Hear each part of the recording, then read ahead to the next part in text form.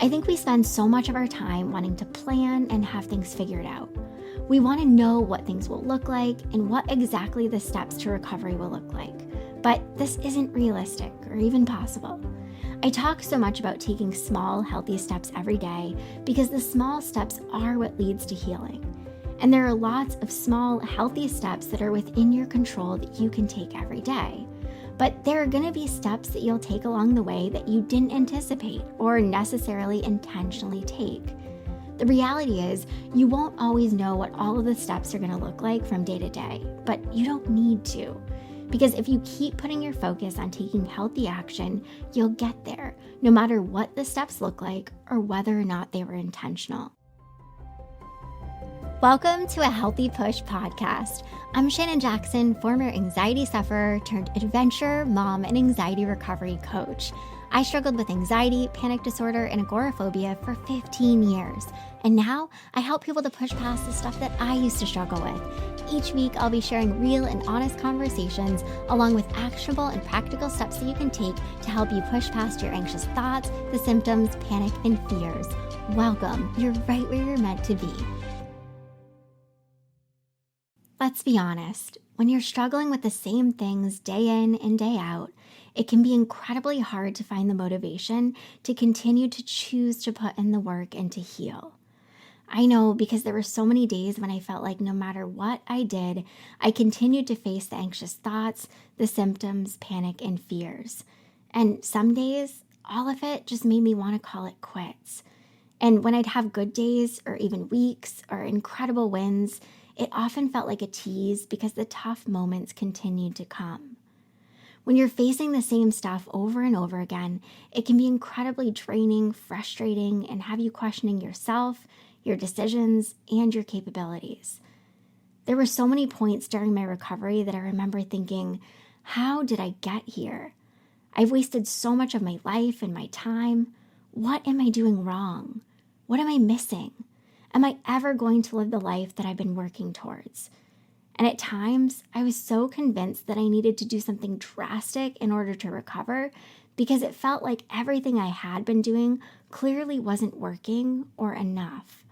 And underneath all of this questioning was somebody who was incredibly scared. I was scared of, quote, failing and continuing to struggle with anxiety and panic for the rest of my life. But I was also scared of succeeding. Yes, succeeding. I was scared of what my life could actually look like without all of the stuff in it that I had become so used to being in it. The anxiety, the panic, and the fear. I don't know if you can relate to this or not, but my life had been so consumed by anxiety, panic, and fear for years, and a part of me was honestly scared of what my life could or would look like if it wasn't consumed by these things. In a weird way, I'd become a little comfortable with the discomfort. I'd become a little comfortable with what I faced every day. I'd become a little comfortable with all of the things that I was battling so hard with day after day. And it makes sense. After all, I'm human, and as humans, our brains like predictability, familiarity, and routine. So even though what I was facing every day was so hard and uncomfortable, on the other side of the hard that I was facing, there was a lot of unknown, and I really hated the unknown. I would think, what would my life look like without anxiety, panic, and fear being at the forefront? What would I do? Who would I become? Would I actually do the things that I've been saying I've wanted to do for so long? And although those things like traveling, going places alone, becoming a mom, going on crazy adventures were all super exciting to me, they also terrified me. And then it hit me. I reached my enough point. The point in which I was sick of my own shit. I was sick of not fully committing. I was sick of me not really giving it everything I had. I was sick of catching myself making unhealthy choices that I knew were contributing to my struggle. Things that I had said repeatedly that I was going to stop doing or that I was going to change. I was sick of complaining. I was sick of seeking reassurance from others. I was sick of falling short of who I knew I was and what I was capable of. And I hated that I had become comfortable with the discomfort of struggling. My enough point was me sobbing on the bathroom floor, listening to my mom tell me that I had to choose to recover and that she and nobody else could do it for me. So I made the choice to recover again. And it wasn't that this time was necessarily special, but this time I knew that from that day forward, I would continue to choose to heal no matter what because I was sick of my own shit. I was no longer placing blame on exterior things or even on myself, and instead I was taking ownership of my journey and pushing myself forward despite how hard it might be or what it might look like. Here's something that people often don't talk about when it comes to anxiety recovery. You have to keep making the choice to recover over and over again. Choosing to heal and to recover isn't a choice that you're going to make once and then you magically heal. You're going to have to make it over and over again. And you have to do this because this is real life and it's not the movies. Trust me, I didn't just get up from the bathroom floor that day, wipe my tears away, and face all of the hard stuff with a smile on my face and never feel defeated again. But I did get up and face the hard stuff while reminding myself that I was the biggest key in my recovery and that it wouldn't happen unless I remained fully invested in the journey. All right, I want to dive in and share with you a few things that will help you to keep moving forward on your recovery journey, especially when things get tough. Okay, number 1, give yourself permission to transform. Stick with me on this one because I know you're probably like, oh gee, Shannon. But here's the thing. Your reality is that your life has probably looked a certain way for some time now, and you've probably even gotten a little used to and maybe even comfortable with it. And you need to give yourself permission to change the way that it looks. We often hold ourselves back in the healing process because we convince ourselves that our lives just aren't meant to look any differently. And you know what I think about this? To heck with this thought. You choose what your path looks like. Not anxiety, not panic, not anything or anyone else. So if you think that your life isn't meant to look any differently, that's a choice that you're making. You know what can be a really helpful exercise? You don't have to do this right now, but when you're able to, I want you to stand in front of a mirror and ask yourself this question. Have I gotten to my enough point yet? Am I sick of living this way enough to start facing the stuff that is going to be hard, but not as hard as this is? Your reality is that you don't have to continue to be comfortable with the discomfort. Instead, you can choose the discomfort that is going to lead to you healing and to you reaching your biggest goals. And sure, it's scary and it's going to be scary. But what's even more scary is holding yourself back from living the life you're capable and deserving of living. If you've reached your enough point, I want you to look at yourself in the mirror and say, I accept and I love you for who you are right now, and I give you permission to transform and live the life you want and deserve to live. Sounds a little woo-woo, huh? Yeah, I know. And I'm okay with it because this is powerful stuff. And here are a couple of things to acknowledge when you're giving yourself permission to transform. The first is you don't need to do something drastic in order to transform. We often show and talk about transformations in a way that it makes it seem like it's something that happens quickly, like a home remodel, for example. And sure, you can transform the look of something pretty quickly, but the transformation I'm talking about is something that takes a bit more time. And I know that this can be super frustrating, but when you truly give yourself permission to transform, you start to notice that there is beauty in the journey. The little wins start to feel really big. Your capabilities start to feel expanded, and the hard stuff begins to feel less hard and more temporary. You don't need to do anything drastic, my friend. There isn't some big element that you're missing. Just keep focusing on the healthy action you're taking right now. And this is a good segue into the next big thing to acknowledge. You don't need to know what all of the steps will look like along the way. I think we spend so much of our time wanting to plan and have things figured out. We want to know what things will look like and what exactly the steps to recovery will look like. But this isn't realistic or even possible. I talk so much about taking small, healthy steps every day because the small steps are what leads to healing. And there are lots of small, healthy steps that are within your control that you can take every day. But there are going to be steps that you'll take along the way that you didn't anticipate or necessarily intentionally take. The reality is, you won't always know what all of the steps are going to look like from day to day, but you don't need to. Because if you keep putting your focus on taking healthy action, you'll get there, no matter what the steps look like or whether or not they were intentional. So give yourself permission to transform. You hold the power to do this.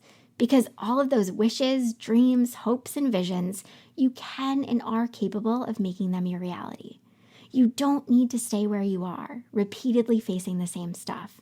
You can heal and overcome, so allow yourself to do it. Okay, number 2, commit to changing your behaviors through your actions. I'm not going to dive super far into this one because I talk about this a lot, but I want to mention it because taking healthy action is a huge piece of recovery. Because the thing is, you can tell your brain all day long that you don't want to continue to face what you're up against and you're ready to overcome it, and you can even really mean it. But if you don't show your brain that you're actually going to take the steps that will allow you to push past what you're currently struggling with, the words and even the emotions behind them won't mean a whole heck of a lot to your brain. Your brain needs action. If you really think about it, I'm sure you can come up with 1, 2, or even a few things you're doing right now that aren't supporting your recovery. Whether it be fighting or suppressing your anxious thoughts or feelings, avoiding the hard stuff, aka the stuff that often leads to anxiety, not prioritizing sleep, not moving your body, beating yourself up. Maybe it's an unhealthy relationship or a lack of boundaries or a lack of self-care, and the list goes on. Really take a step back and ask yourself, am I taking healthy action? The healthy actions, aka the healthy steps, are what your brain needs to change your behaviors and to help you heal. And if you need some help in figuring out what healthy steps look like, go back and listen to episode 2 of the podcast. Okay, number 3, and I love this one, define your why and remind yourself of it often. We often consume ourselves with the what, how, who, and when, and we completely overlook our why we're working so hard to heal and overcome. Don't get me wrong, the others are important, but if you don't stop to acknowledge why you're working so hard to recover, it's going to make your journey even harder. Because the truth is, when we have a why, it's a motivator. It's something that helps to keep pushing us when the what, how, who, and when is unclear.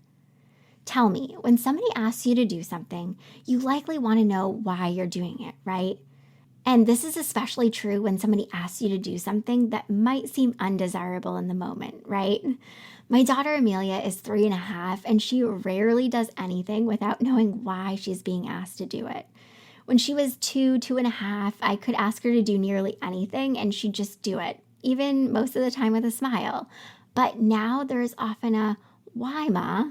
Whether it's me asking her to get dressed or to pick up her toys or to get in the car, she insists on knowing the why. And it makes sense, right? I mean, how many things do you do without knowing why you're doing them? It's helpful and motivating to know the why. All right, you know those moments when you're pushing yourself to do the hard and uncomfortable stuff, or when you're facing a fear, or when you're leaning into the discomfort and uncertainty? Well, this is going to sound like a silly question, but I'm going to ask it anyway. Do you know why you're continuing to push yourself even when it's so uncomfortable and hard? Like, when was the last time you asked yourself, why am I working so hard to recover? Your why is so important.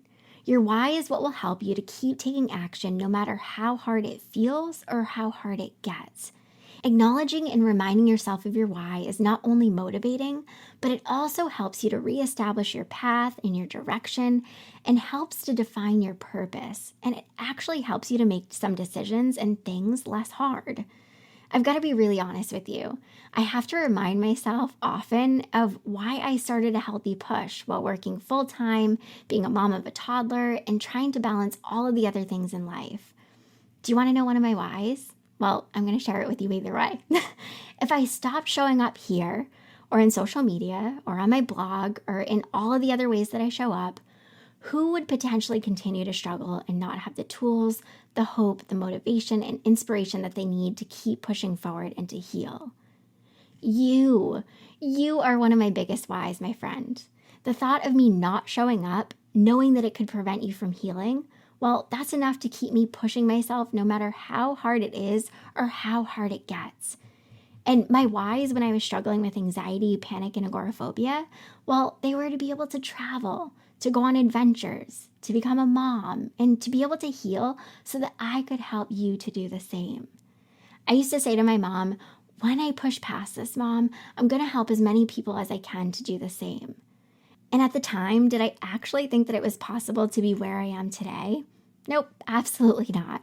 But I wanted it so bad, and I reminded myself of my whys often, which helped me to keep going. So, what is your why? Why are you working so hard to overcome anxiety, panic disorder, or agoraphobia? Is it so that you can experience peace? Is it so that you can travel and go on adventures? Is it so that you can live out your dreams, whatever they are? Is it so that you can become a parent? Is it so that you can become the best mom or dad or partner, brother, sister, aunt, uncle, grandparent?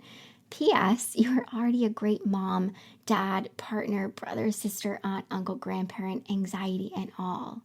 And maybe you even have more than one why. In the live trainings that I did a few months back, here are some of the whys that people shared. To fully enjoy and experience my life. To be there for my children and my spouse. To be independent and free. To go on adventures with my family. To feel safe in the world again. To be successful in my career. I want to be able to sing on stage like I did for years. These are beautiful, huh? I want you to write down your why somewhere and make it somewhere that you'll see often. And I want you to say your why out loud whenever you see it.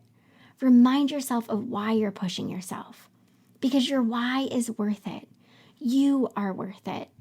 Your why matters so much. If you're constantly focused on how, what, and when, and you don't stop to acknowledge why you're pushing yourself, it's going to deter you from healing. It'll actually slow your progress. Don't get me wrong, these things are obviously important, but your why is what will help you to keep taking action even when it's hard and feels so uncomfortable. And if you'd like to check out the live training that I mentioned, there's a link to it in the show notes. In the training, I teach you 3 actionable steps that you can take today to push past your anxious thoughts, the symptoms, panic, and fears. All right, and the last one, number 4, one of my favorites, start envisioning and manifesting. I know you might be thinking, here we go, another woo-woo suggestion, and I get it, but stick with me because some of the biggest shifts I made in my recovery journey was when I became more open to different approaches and techniques. So we often do this thing as humans where we play the comparison game. We compare ourselves to how we used to be or to what we used to be able to do, or we compare ourselves to other people. And we often have thoughts like, I wish I could be who I once was. I wish I could do the things I used to be able to do. I wish I was that person. They seem so carefree and not filled with anxiety. Do any of these thoughts sound familiar? And we all know that the comparison game is totally unhealthy and not productive, but we play it because we are dreaming and yearning for things that we're currently lacking. And this is where envisioning and manifesting comes into play. So instead of playing the comparison game, it can be really helpful and much more productive to instead envision how you want your life to look. What are the things you want to do in life? What are the things that you miss doing that you want to get back to doing? How do you want to move through your days? How do you want to feel? What would it all look like if you weren't struggling with anxiety, panic disorder, or agoraphobia? Really give it some thought and write down your answers to these questions. And when you're answering these questions, really take some quiet time to sit in the stillness and really envision what your life would look like and feel like if you were where you want to be. Where would you physically be? Would you be driving on the open road, traveling somewhere you've never been before but you've always wanted to see and experience?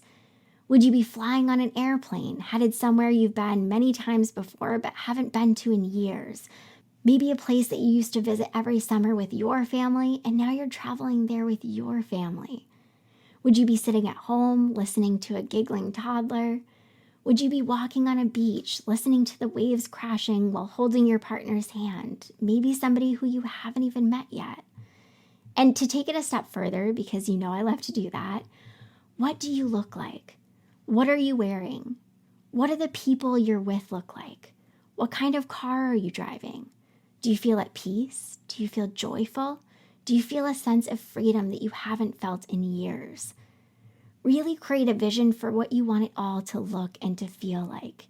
And acknowledge that your vision requires you to believe that everything you're envisioning is possible. It requires you to not only believe that it's possible, but it also requires you to acknowledge and believe that you are worthy and deserving of it all. You are worthy and deserving of peace, joy, love, freedom, and adventure. And this, my friend, is manifesting. And no, it's not easy because let's face it, some of the hardest work is believing that you are deserving. But this work is incredibly worth it because you are worth it. And you are deserving of living an amazing life. And yes, along with setting intentions, your vision requires action on your part. You have to take healthy action in order to create the life you want and deserve to live. Envisioning and manifesting alone doesn't create miracles, but I do believe that envisioning and manifesting is something that can support the action you're taking and help you to reach your biggest goals and help to create some of those miracles.